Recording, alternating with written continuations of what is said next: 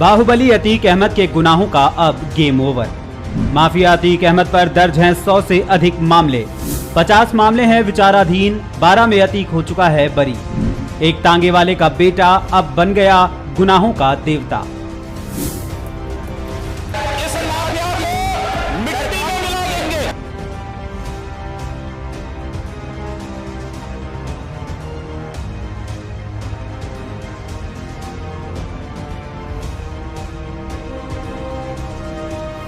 उमेश पाल हत्याकांड का जिक्र तो आपने भी सुना ही होगा। जी हाँ, प्रयागराज का वही हत्याकांड जिसकी वजह से विधानसभा में सीएम योगी आदित्यनाथ कायदे से गरजे और फिर यूपी पुलिस ऐसी हरकत में आई कि ताबड़तोड़ एनकाउंटर्स किए और बाहुबलियों और माफियाओं में हड़कंप मच गया। यूपी में चली पुलिस की ताबड़तोड़ गोलियों की गूंज गुजरात के साबरमती जेल में बंद अतीक के कानों में पड़ी तो वो भी थर्रा गया। जी हाँ, वही अतीक अहमद जिसने अपने जुर्म की ऐसी इमारत खड़ी कर दी जिसकी वजह से उसके ऊपर 100 से अधिक केस दर्ज हुए, जिनमें से 50 मामले विचाराधीन हैं, तो 12 मामलों में वो बरी हो चुका है। आखिर कहां से शुरू हुआ अतीक अहमद का जुर्म का कारोबार? कैसे बनी एक तांगे वाले के बेटे की अरबों की संपत्ति? कैसे मिला अतीक को राजनीतिक संरक्षण? इन सभी सवालों के जवाब हम आज आपको देंगे और खोलेंगे कुंडली अतीक के गुनाहों की। अतीक अहमद माफिया है, गैंग लीडर है, हिस्ट्री शीटर है, बाहुबली और दबंग होने के साथ साथ है आतंक का दूसरा नाम। वो 5 बार विधायक और 1 बार उस फूलपुर सीट से सांसद रह चुका है जिससे कभी देश के पहले प्रधानमंत्री पंडित जवाहरलाल नेहरू चुनाव लड़ते थे।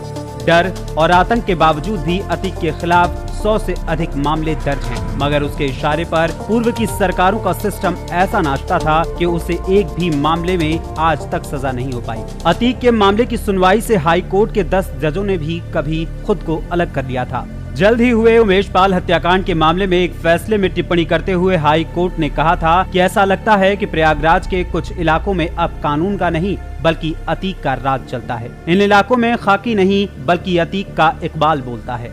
अतीक के बारे में कहा जाता है कि वो इतना शातिर और खूंखार है कि अपराध से लेकर कारोबार और दबंगई से लेकर सियासत तक में जो भी उसके रास्ते में आया उसका अंजाम चांद बाबा से लेकर उमेश पाल तक एक जैसा ही हुआ।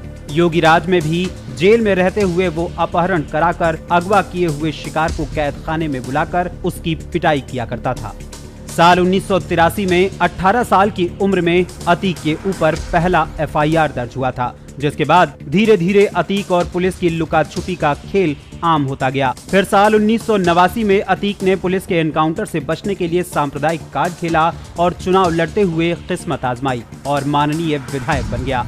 साल 1989 के इस चुनाव में तत्कालीन पार्षद और अतीक जैसी ही आपराधिक छवि का चांद बाबा भी मैदान में उतरा था। अतीक को ये बात इतनी नागवार गुजरी थी कि वो वोटिंग के बाद नतीजे आने से पहले ही रोशन बाग इलाके के कबाब पराठे की दुकान पर उसे अपने गुर्गों के साथ मिलकर गोली और बमों से मौत के घाट उतार दिया था। धीरे धीरे अतीक का दबदबा राजनीति के साथ जुर्म की दुनिया में गहरा होता गया, मगर 25 जनवरी 2005 को प्रयागराज में घटी घटना ने उसके और उसके परिवार के ऊपर शनि का प्रकोप बरसा दिया। दरअसल सांसद बनने के बाद अतीक को विधानसभा की सदस्यता छोड़नी पड़ी। अतीक ने अपने इस्तीफे से खाली हुई सीट पर अपने छोटे भाई खालिद अजीम उर्फ अशरफ को सपा का टिकट दिलवाया। अशरफ के मुकाबले बीएसपी के क्रिमिनल राजू पाल को टिकट दिया गया। 2 बाहुबलियों की लड़ाई में अशरफ चुनाव हार गया और राजू पाल विधायक चुन लिया गया।